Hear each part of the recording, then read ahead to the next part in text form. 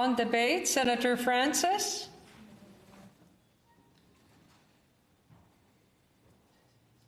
Thank you, Madam Speaker. Honorable colleagues, I join you today from Epigwit, the ancestral and unceded territory of my people, the Mi'kmaq, to speak in unequivocal support of Bill C-15. The UN Declaration is the result of decades of work by Indigenous leaders. It does not create new rights. Instead, it sets out existing international human rights standards that are specific to the circumstances of Indigenous people. It is also a valuable tool for promoting the compliance of state parties to their obligations. Before the declaration was adopted by the UN General Assembly in 2007, many states did not recognize the status of Indigenous people as rights holders under international law. While 144 states later voted in favor, Canada was one of the 4 to reject it. Even when Canada reversed its position in 2010 and endorsed the declaration, it did so with qualifications, emphasizing that it only was aspirational and not legally binding. In 2016, Canada went on to endorse the declaration without qualification and committed to its full and effective implementation. The context that may be unfamiliar to some is that it was only because of mounting pressure that in November 2017, the federal government went on to support Bill C-262 in the House of Commons. That bill was adopted in the other place in May 2018 with 206 votes in favor and 79 against. But after months of unnecessary delays and obstructions, died on the order paper of the Senate on National Indigenous Peoples Day 2019. That outcome fueled widespread disappointment and frustration across the country. In response to calls from Indigenous people urging Canada to immediately implement the UN Declaration, this federal government introduced Bill C-15 last December. The progress made during in the past decades is not due to the genuine willingness of federal governments, both conservative and liberal, to heal the broken relationship with First Nations, Métis, and Inuit. It is due to the long and hard-fought struggle, both domestically and internationally, to ensure recognition, protection, and fulfillment of our inherent rights. Colleagues, Bill C-15 sets out a legislative framework to advance the implementation of UNDRIP in Canada, and its passage is critical to advancing national reconciliation. The bill explicitly affirms that UNDRIP, as a universal international human rights instrument, is applicable in Canadian law. Although provincial and federal courts already use it as a source of interpretation, Professor Naomi Metallic and others have spoken about the importance of this affirmation, given that most lawyers, judges, and the broader public remain woefully ignorant and resistant to its application and interpretation. Once ratified through Bill C-15, UNDRIP will no longer be a mere political aspiration, but rather an international instrument that is legally binding on the state. In this regard, the bill has the potential to contribute to advancement for the rights of Indigenous people, including through the evolution of jurisprudence on Section 35 rights. The bill also requires that current and future federal governments work in consultation and cooperation with Indigenous people to bring federal laws and policies into alignment with the Declaration, as well as to develop an action plan to achieve its objectives. Using a distinctions-based approach, the action plan must be tabled in both Houses of Parliament and be made public within a 2-year timeline. If, for instance, deadlines are not met or issues arise which cannot be resolved, committees in both places will be able to conduct hearings and make recommendations. Indigenous people will be able to voice their views and concerns at this stage. These legal requirements add an important layer of transparency, oversight, and accountability. It is not lost on me that the transformative change some of us envision following the adoption of the bill will not happen overnight. We know it is going to take a long time and hard work, and we will not always get it right. However, this process cannot be delayed any longer. Colleagues, Bill C-15 has generated some concern and even fear because of misunderstandings. To assist in your deliberations, I will do my best to provide some clarity now. Despite some suggestions, Bill C-15 does not impose new obligations on provincial, territorial, or municipal governments. The bill only imposes obligations on the federal government. The preamble specifically recognizes that it is up to each of these jurisdictions to establish their own approaches. That is exactly what British Columbia did in 2019 and what the Northwest Territories is working towards. We cannot forget that the Declaration is an international human rights instrument that is presently binding on Canada through the presumption of conformity and customary law. As a result, all levels of government, federal, provincial, territorial, and municipal, must respect minimum human rights standards of Indigenous people.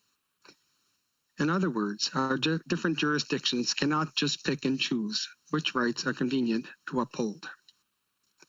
There has been much fear-mongering that the right to free, prior, and informed consent will, through the adoption of Bill C-15, provide Indigenous people with a veto over resource development and thus threaten economic opportunities. That is false. The right to free, prior, and informed consent, or FPIC, does not amount to a veto.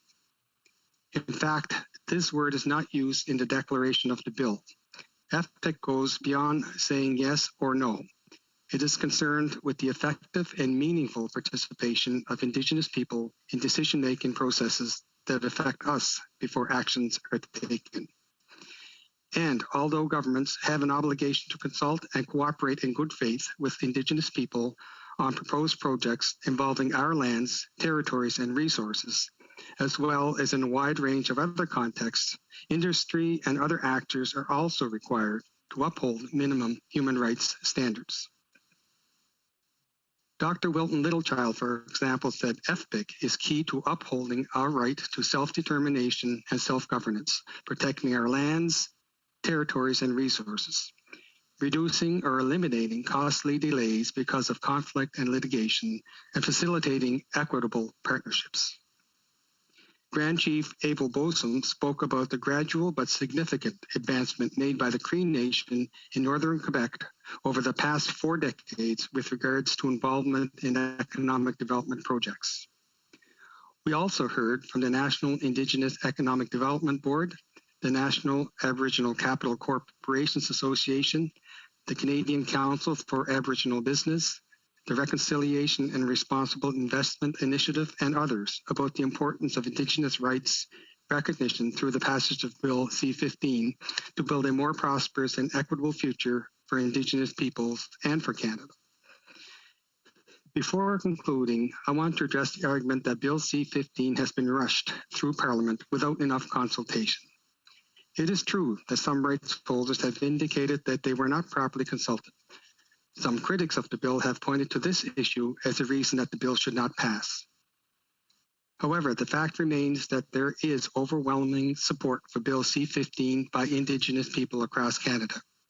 Yes, there is some opposition, but that is to be expected given the distrust of governments at all levels due to past and present actions.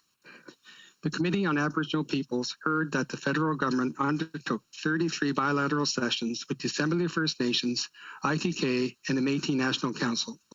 In addition, it held over 70 virtual sessions. Some of the recommendations made during this process became part of Bill C-15. We cannot forget that both the TRC and the MMIWG called on Canada to pass legislation to implement UNDRIP. Dr. Littlechild told our committee, quote, "We, as the Truth and Reconciliation Commission, held the longest and most extensive consultation of Indigenous people. Over 7,000 witnesses came in front of us and talked about the UN Declaration. In terms of the time frame, how much time do we need?" End quote. Professor Metallic also reminded us that Canada has been discussing the content of this bill for over 5 years.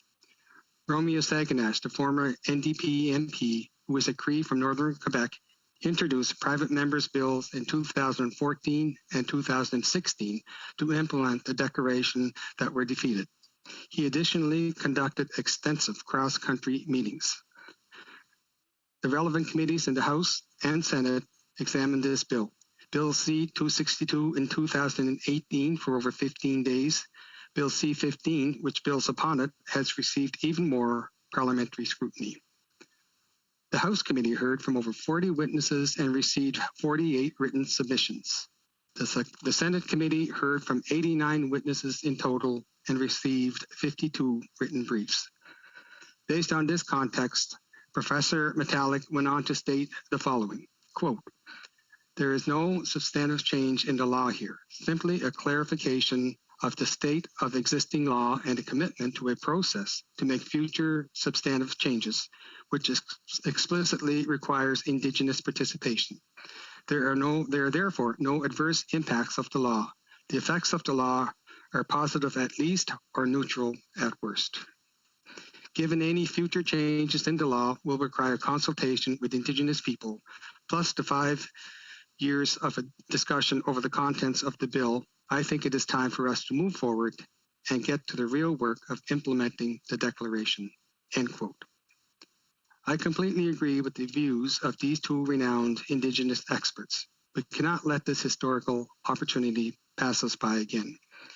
Colleagues, the critics of the bill have argued that the consultations conducted during both Bill C-262 and Bill C-15 are different matters. I strongly disagree. The initial draft of Bill C-15 that was provided to Indigenous people during early consultations was Bill C-262. We need to consider both bills together to fully understand the extensive consultation that has occurred in the last 5 years and the significant contributions that Indigenous people have made since. The critics have also argued that the federal government did not fulfill its duty to consult Indigenous people when it came to the development of Bill C-15. However, in accordance with the Mikisew Cree First Nation versus Canada from 2018, this assertion is contrary to the law as it stands today. If we look at the consultation that has been undertaken on Bill C-15, some could argue that the federal government likely exceeded what it was legally required to do. Arguments have also been raised by critics as to whether there should be consensus by Indigenous people on Bill C-15. Yet it is unreasonable to expect 654 First Nations in Canada, without including Métis and Inuit, to reach such a threshold. And why should we if we do not expect the same of the non-Indigenous population? We cannot even agree amongst ourselves here. Colleagues, since coming into existence in 1867, the Senate has played a key role in the genocide of Indigenous people through the imposition of laws and policies such as the residential schools, which were designed to exploit, subjugate, and erase us, and which have contributed to the staggering rates of violence, death, and suicide in our communities that we experience today. That is a hard truth that this chamber of sober second thought must atone for. Indigenous people not only deserve better, but demand better from each of us. Words and promises are not relevant to real reconciliation. What matters is tangible actions and outcomes. I therefore implore you to vote in favor of Bill C-15 without delay. Walaaliok, merci. Thank you.